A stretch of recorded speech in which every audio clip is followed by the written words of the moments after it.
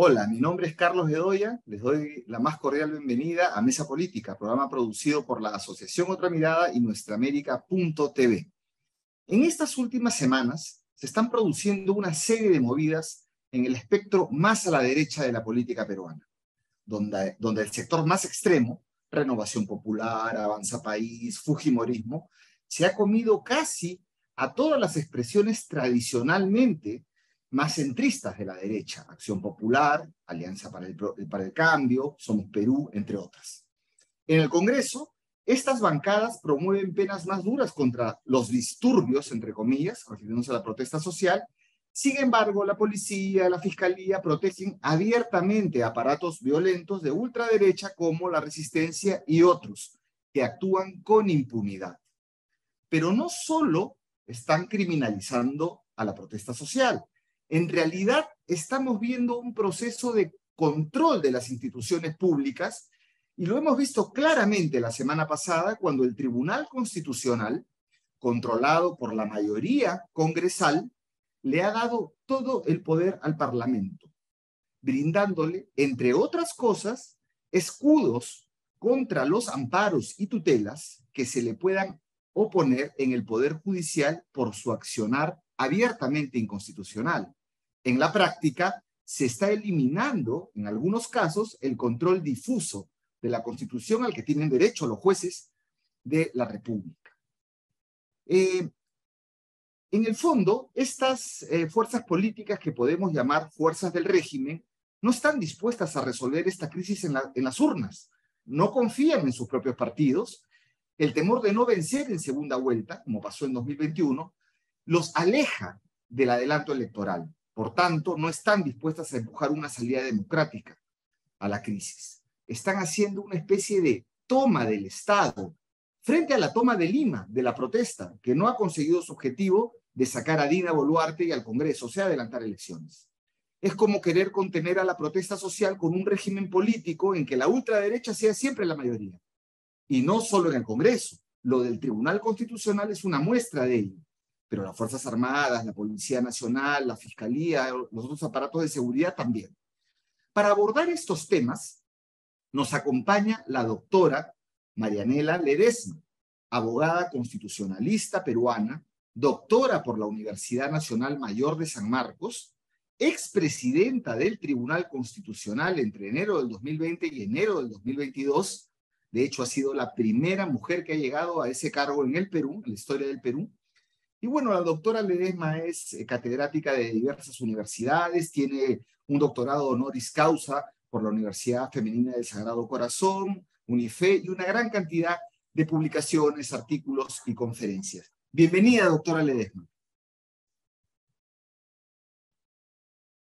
Doctora, está con el micrófono apagado. Gracias, Carlos, por la invitación y a través tuyo mi saludo a los seguidores. Un honor tenerla aquí, y debo decir antes de comenzar que tuve también el gran honor de conocer a su padre, el doctor Genaro Ledesma, ¿no? Gran abogado político peruano, luchador social.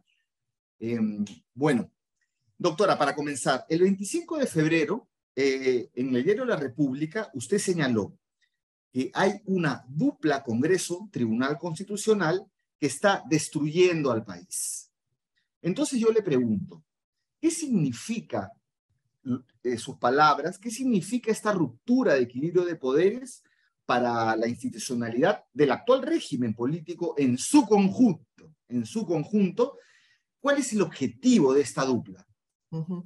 Miren, primero recordar que en un modelo de un Estado democrático constitucional en el que vivimos, la piedra angular o la columna vertebral sobre el que se construye la organización del funcionamiento del Estado, que encierra el ejercicio del poder, se basa en el equilibrio del poder. No solo se reparte, se separa en competencias y atribuciones, sino que ese ejercicio de esas competencias se tienen que hacer en una lógica de equilibrio, y para eso el constituyente ha diseñado el tema del control constitucional. Esto es, que lo que haga el Ejecutivo puede ser controlado por el Legislativo, o el Judicial puede controlar ciertos actos del Legislativo, y así sucesivamente, porque lo que se busca es cumplir una regla que dice no hay zona exenta de control, ¿no? Porque ejerciendo ese control vamos a poder primero evitar situaciones de arbitrariedad, de desproporcionalidad o de abuso en el ejercicio del poder, ¿no? Y por eso es que el control permite corregir esas situaciones. Esto que en la teoría es lo base que sabe cualquier abogado que se está formando en una universidad, ha sido alterado a través de la decisión del Tribunal Constitucional en varios casos que al final lo ha resumido en un comunicado que ha publicado el tribunal. Primero, el Congreso tiene la atribución de designar al defensor del pueblo y nadie lo cuestiona. El tema es cómo va a ejercer esa atribución. El hecho de que él ejerza esa atribución no puede significar, y voy a hablar hipotéticamente, que bajo cuatro paredes, sin mayor publicidad, sin mayor transparencia, sin mayor permitir que los ciudadanos puedan acceder a cuestionar a los invitados a ser defensores, se elija con un secretismo. Eso atenta contra derechos también constitucionales, la transparencia, la meritocracia, la posibilidad de la participación ciudadana para objetar al invitado a ser defensor del pueblo. Y ese procedimiento que era para elegir al defensor del pueblo tenía esa situación irregular. No contemplaba la posibilidad de la transparencia de la información ni la posibilidad que el ciudadano pudiera impugnar o tachar a un invitado a ser defensor del pueblo. Entonces, el sindicato de la propia institución de la Defensoría planteó tutela ante los jueces del Estado, ante los jueces del Poder Judicial. El juez advirtió de la situación irregular porque no había transparencia, no había meritocracia, sobre todo no había posibilidad de participación ciudadana, que eso es fundamental en un modelo democrático. Y el juez constitucional paró el continuar con esta elección hasta que el Congreso corrige esa situación. Felizmente el Congreso corrigió, pero no quedó ahí, sino que el Congreso llevó ese caso ante el Tribunal Constitucional y utilizó ese caso y dijo, acá me están vulnerando mis atribuciones al exigirme que haga un proceso con transparencia, con meritocracia, con participación ciudadana, y cuestionó esa participación del Poder Judicial. ¿Qué hizo o qué ha hecho el Tribunal Constitucional como el gran contralor de la constitucionalidad? Ha dicho que al Congreso ningún juez puede atreverse a cuestionar el ejercicio de sus atribuciones. Esto rompe con el esquema central del equilibrio y del control del poder, porque los jueces del Estado son los que recogen y intervienen cuando los ciudadanos o instituciones consideren que se ven afectadas o amedrentadas.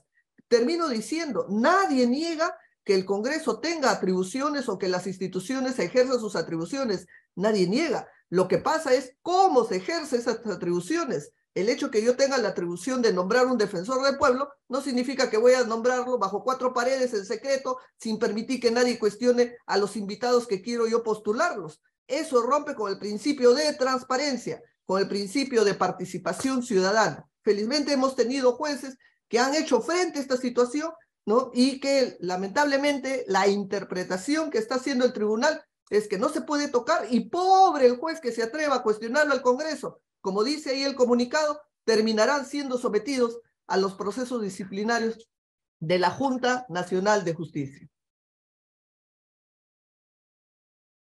Muy interesante su explicación, que es clarísima en los temas jurídicos, este atropello que estamos viendo. Y creo que esta es una de las situaciones donde lo jurídico se junta mucho con el campo político, ¿no? Entonces, para muchos analistas que entienden perfectamente lo que está sucediendo, lo que usted nos ha explicado, lo que está detrás de esto es que ante la crisis política el Congreso no quiere ir a elecciones. Y más bien lo que está tratando de hacer es construir un régimen inamovible, que no sea cuestionado por una asamblea constituyente, ¿no? Que Dina Boluarte además sostiene este régimen, un régimen inamovible que tenga el aval de la mayor parte de instituciones del Estado. ¿Usted qué opina de esas aseveraciones más políticas? Totalmente de acuerdo con la opinión que planteas. Espero que el Poder Judicial sepa defender sus fueros, porque más allá de la interpretación que ha hecho el Tribunal Constitucional, está el mandato expreso de la Constitución de ejercer el control difuso aún contra actos que sean contrarios a ellos. Y un segundo tema es un tema de instituciones donde el Congreso tiene un gran papel también en ejercer el control constitucional. Mira, la señora Boluarte con todos sus ministros han decidido someternos a un régimen de excepción. Estado de emergencia, 60 días se han restringido algunos derechos, tránsito, algún derecho a la libertad personal y de reunión. Pero esa restricción del derecho no significa que la señora Boluarte tiene carta blanca para liquidar y vulnerar otros derechos fundamentales que tenemos todos ciudadanos. ¿Quién está llamado a controlar cómo está ejerciendo esa conducta en un estado de emergencia? ¿Quién? En una lógica de pesos y contrapesos, es el Congreso. ¿Dónde están las interpelaciones de los señores congresistas? ¿O dónde está la censura de los señores congresistas a los ministros del Interior o de Defensa? O a indagar qué está sucediendo, por qué se han asesinado a cerca de 50 personas, ¿no? Y toda esta situación que genera la protesta social. Hasta ahora, formalmente, no hay ningún pedido de interpelación y eso es precisamente control constitucional, ¿no? La señora Boluarte desde el Ejecutivo, ¿no? Está actuando sin que el Congreso ejerza un control constitucional sobre la labor que viene haciendo en un estado de emergencia que ella lo ha promovido y que es su atribución. Es su atribución. Pero el hecho que sea su atribución tampoco puede significar a que se tenga que estar afectando la vida o otros derechos fundamentales, ¿no? Como la propiedad de ambas partes que puedan estar en una protesta, ¿no? Entonces, eso es lo que estoy advirtiendo y la pena es que las propias instituciones del Estado que deberían más bien ejercer este tema de pesos y contrapesos, hay un silencio. Me he mirado o escuchado con mucho agrado que las Naciones Unidas, ¿no? Está pidiendo información, situación que debió darse desde el Congreso, no esperar un organismo supranacional que comience a interesarse por nuestro país. Y tampoco qué decir del Ministerio Público. El Ministerio Público, así como es tan diligente para el caso Castillo, que yo saludé, ¿no? También espero que sea tan diligente cuando ve una presidenta en ejercicio de sus funciones realizando situaciones que también generan o podrían llevar a indicios de situación delictiva. ¿Dónde están las investigaciones tan diligentes a las que estaba acostumbrada la Fiscalía de la Nación? ¿No? Entonces también hay que mirar con preocupación el papel del Ministerio Público, el papel del Congreso frente a la labor del Ejecutivo. Muy interesante lo que usted señala, doctora, porque nos está diciendo, el Tribunal Constitucional no está haciendo un control, no está ejerciendo cabalmente con este tipo de resoluciones su control concentrado de la Constitución. Al mismo tiempo, impide a los jueces en ciertos aspectos el control difuso de la Constitución, que también tienen derecho los jueces, o sea, a controlar la Constitución en casos específicos que llegan a sus despachos, que más que un juez constitucional. Y también señala usted que el Congreso no está haciendo control constitucional del Ejecutivo. Entonces, ¿qué significa esto? Porque los regímenes de ese tipo no duran mucho, ¿no? En el futuro van a tener que rendir cuenta. Entonces, ¿qué implicancias jurídicas en posterior van a tener estas decisiones arbitrarias o abiertamente inconstitucionales? ¿O qué consecuencias traerá para la ilegitimidad de este propio gobierno, Congreso-Gobierno, el hecho de que el Tribunal Constitucional sea pues sea funcional, para decirlo de una manera, a los fines políticos del Congreso de la República? Pareciera que lo que estamos viviendo hoy se repite la historia de la época del Fujimorismo, donde se buscó controlar las instituciones y en cierta manera es lo que se aprecia a la fecha, ¿no? Un Congreso que es complaciente con el Ejecutivo en tema de vulneración de derechos humanos, un tribunal que restringe que los jueces puedan intervenir, ¿no? Entonces, acá vemos que se está destruyendo primero la institucionalidad, se está desprotegiendo los derechos de los ciudadanos que protestan y también se está desarticulando en cierta manera el funcionamiento de las instituciones propias de un modelo democrático, ¿no? Es decir, como dice The Economist, no estamos pues en una democracia, sino en un régimen híbrido, ¿no? Totalmente de acuerdo. Ahora, ¿cree usted que nosotros le hemos denominado en NTV a esto que estamos viviendo la toma del Estado?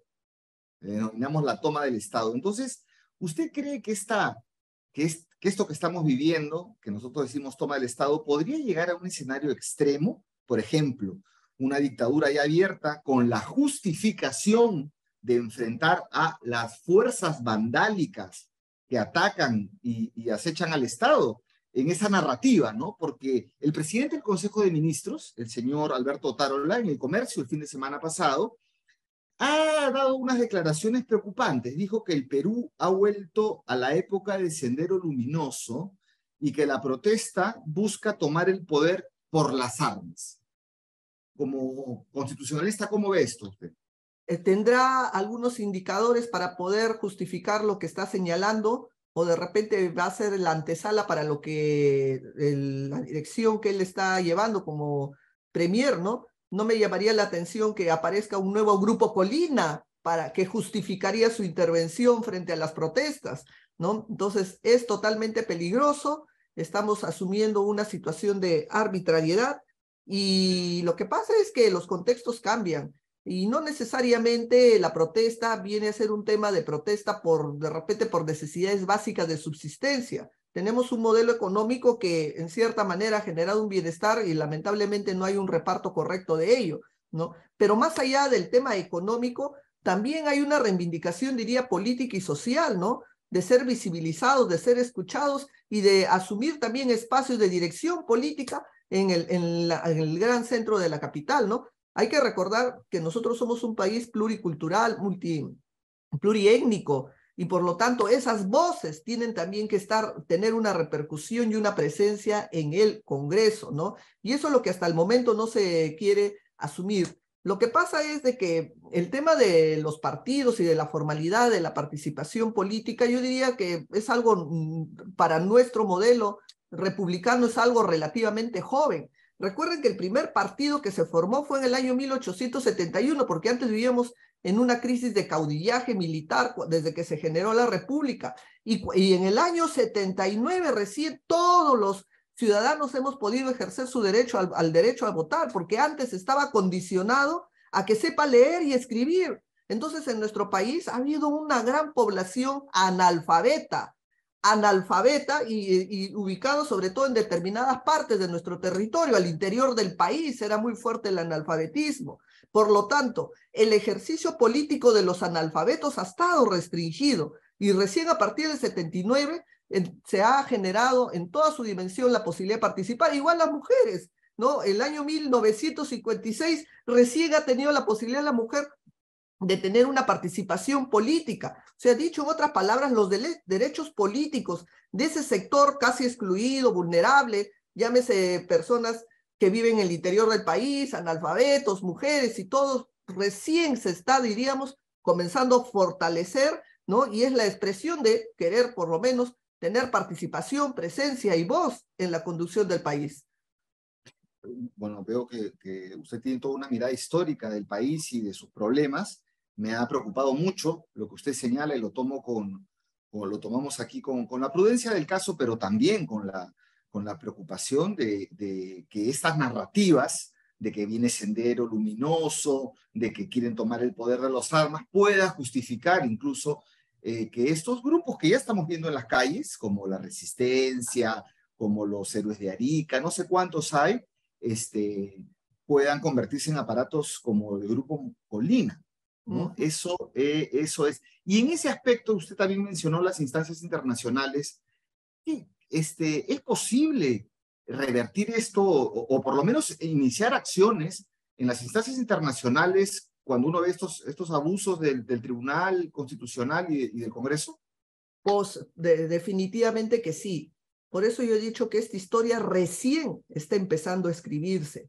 No es suficiente haber quitado la vida, asesinado a 50 personas en los enfrentamientos con la policía, ni siquiera enfrentamientos, porque hay personas que ni siquiera estaban metidas en la discusión, ¿no? Entonces, felizmente en nuestro país y en materia de derechos fundamentales no existe una justicia que se agota en sede nacional. Tenemos un modelo de justicia supranacional, trasciende las fronteras después que dejen el poder, después que deje el poder la señora Boluarte y todos sus seguidores, o que le han acompañado en estas decisiones, donde se quieran refugiar, esconder, hasta allá llegará el brazo de la justicia supranacional, porque lo que se está hablando es vulneración de derechos fundamentales, la vida de las personas. Nosotros formamos parte de la Corte Interamericana de Derechos Humanos, ¿no? Que se activa con las denuncias de la Comisión Interamericana. Felizmente, en la época de Fujimori se activó ello. Hay que recordar que el Congreso destituyó, por ejemplo, a jueces constitucionales valientes que se opusieron a la reelección de Fujimori, y fue la Corte Interamericana la que repuso. Hay que recordar que en la época de Fujimori se cerró todo este tema de las matanzas de Barrios Altos, de la Cantuta, se dio la ley de amnistía militar, acá no pasó nada. Sí, para en ese momento. Sin embargo, ha sido la Corte Interamericana la que permitió que se reabra, se investigue, bueno, y ahí está sentenciado el señor Fujimori, ¿no? Ha sido la Corte Interamericana la que ha permitido que se reabran los temas de investigaciones el tema de la esterilización de mujeres, y una serie de acciones que la Corte Interamericana ha permitido corregir, enmendar lo que acá en el país se tapaba, se cerraba y se decía que acá no pasaba nada. Felizmente tenemos ese modelo de justicia supranacional, y a donde quieran ir a esconderse, ahí les alcanzará la mano de la justicia. Sí, bueno, efectivamente, usted ha recordado que es bueno hacer la memoria histórica, porque ha recordado el caso de los magistrados constitucionales Delia Reboredo, el señor Aguirre Roca y el señor Reyterri, que ellos fueron defenestrados por el Congreso. Y eso, después de eso se ejerció justicia. Ese caso, bueno, finalmente recayó luego en fallos. Usted ha recordado también que la justicia tarda, pero llega. 7 años después de que Fujimori dejó el país, terminó juzgado y terminó en la cárcel. Entonces, eso por lo menos da una esperanza. Ahora bien, hay otras decisiones también del Tribunal Constitucional, ya no solamente por el tema del derecho a la vida o de avalar o de blindar al Congreso frente al Poder Judicial, sino también esto de anular lo que son los intereses moratorios de las deudas tributarias, sobre todo que recaen en las grandes empresas, ¿no?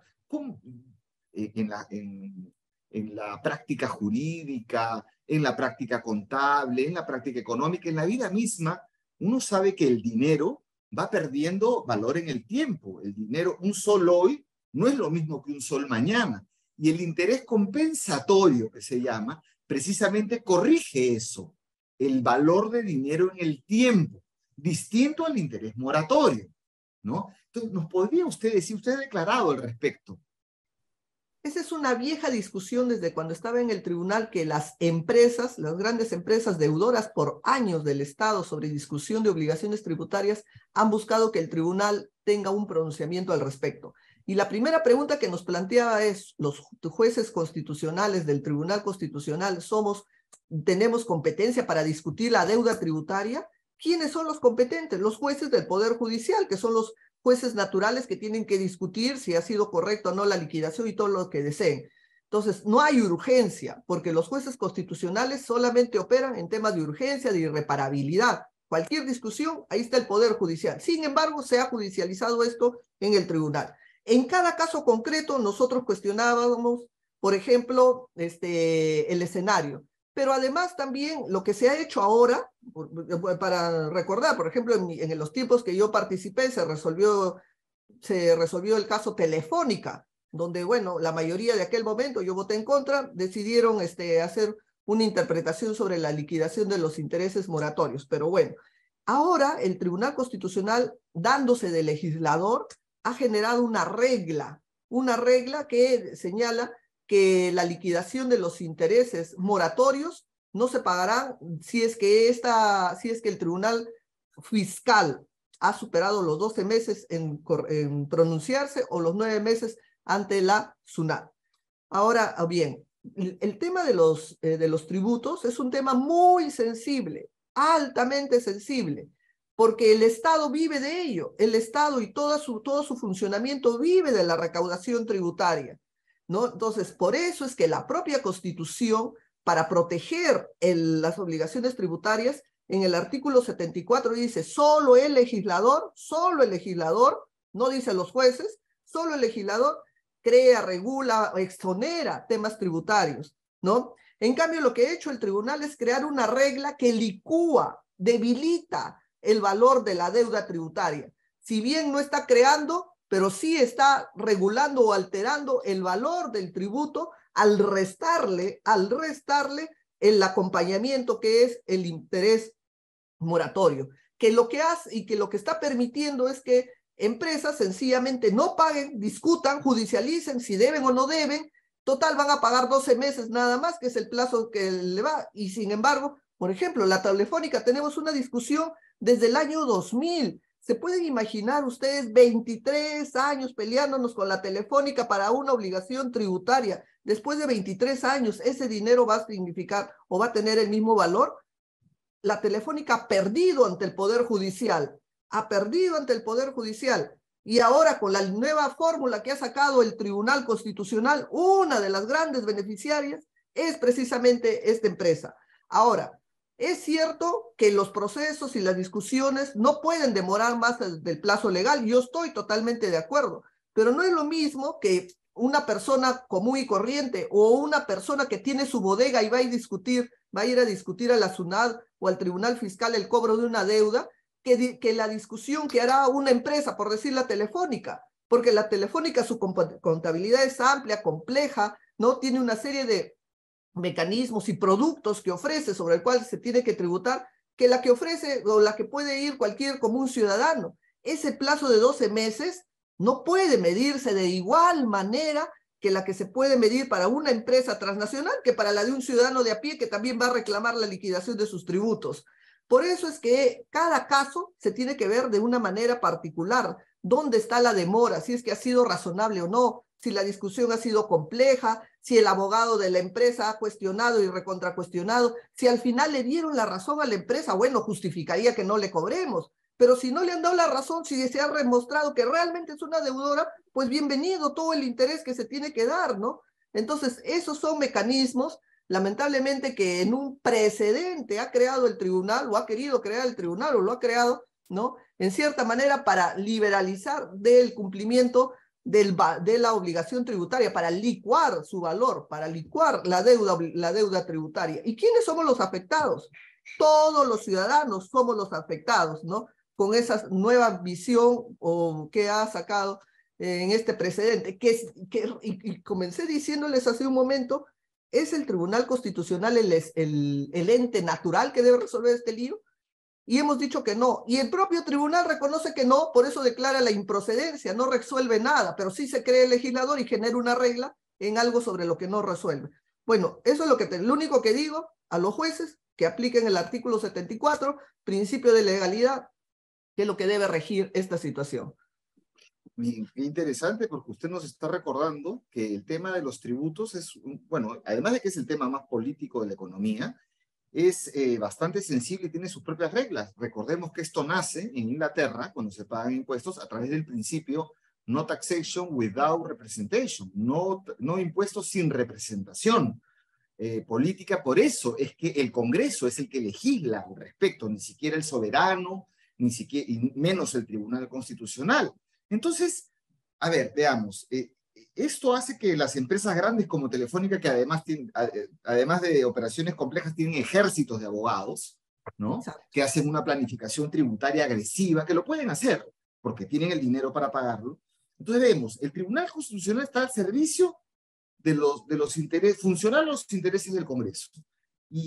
Ahora también funcional a los intereses de las élites del poder económico. Va dibujando el régimen que no se quiere mover, ¿no? Y al cual está representando Dina Boluarte. Entonces, en unas futuras reformas, o de repente en un futuro cambio constitucional, ¿cómo debería componerse un tribunal constitucional para que no esté a este vaivén? Primero, que los postulantes a ser miembros del tribunal no necesariamente deben ser promovidos por el propio Congreso, ¿no? Puede ser el Ejecutivo, mandar una terna, el Judicial, la Defensoría debe tener como voz de los ciudadanos debe proponer también ternas, ¿no? Esa es una posibilidad para que en un determinado tiempo se elija. Si el Congreso no se pone de acuerdo en elegir, se entenderán que los propuestos serán elegidos, ¿no? Hay que ampliar el periodo de mandato, el periodo de 5 años es muy corto para que no coincida con el periodo de quien le ha elegido, como por ejemplo este Congreso que elige a sus propios miembros del tribunal, ¿no? También el número de magistrados, y yo siempre he dicho que la voz de los pueblos originarios también tienen que estar presentes en el Tribunal Constitucional, porque también tienen derechos fundamentales los pueblos originarios, pero sin embargo su voz no está ahí recogida o por lo menos personificada, y es necesario también darles esa visibilidad para la discusión de sus derechos que son propios, que tal vez uno no lo puede entender porque uno no vive en ese entorno, pero uno no puede negar la existencia de este grupo que requiere también tener un tratamiento y una protección a sus derechos, ¿no? Entonces hay una serie de mecanismos, número de magistrados, años, forma de elección, composición de los miembros del tribunal, ¿no? Y una serie de temas ya que se irán ajustando en los debates constitucionales que espero se hagan. Bien, doctora, dos preguntas finales que son más de ya su visión. Bueno, primero una jurídica, porque estas dos para terminar. En una reciente encuesta de Ipsos, fue publicada hace unos días, solicitada por Perú 21, con trabajo de campo del 19 de febrero, se hizo la siguiente pregunta a las personas de la muestra estadística, ¿no? Se les puso, en su opinión, ¿el expresidente Castillo intentó hacer un golpe de Estado y por eso fue destituido?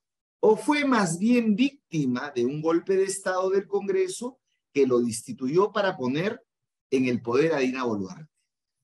Esta pregunta, que para una persona que ha visto lo que sucedió, que tiene formación jurídica, es muy fácil de responder, tiene otra percepción en la población, porque, oh sorpresa, el 51% de las personas encuestadas a nivel nacional señala que el Congreso hizo un golpe de Estado contra Pedro Castillo, 51%.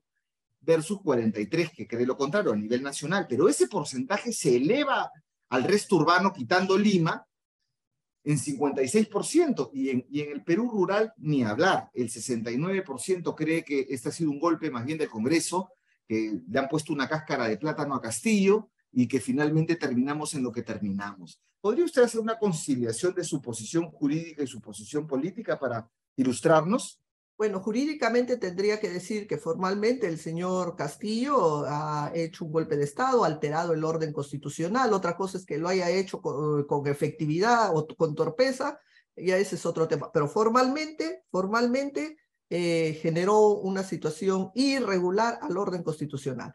Ahora, segunda parte de esta historia, que esto parecía que ya estaba súper premeditado, ya habíamos escuchado unas semanas antes que se había exculpado en un tema de cuando la señora Boluarte había participado como miembro del Ejecutivo en unas licencias del Club Huancavelica, creo que es de su tierra, entonces ahí... Apurímac. Apurímac, pues, mi respeto, disculpas a los huancaveliqueños de Apurímac. Entonces ya parece que se había generando pues una especie del camino que se iba a asumir, ¿no?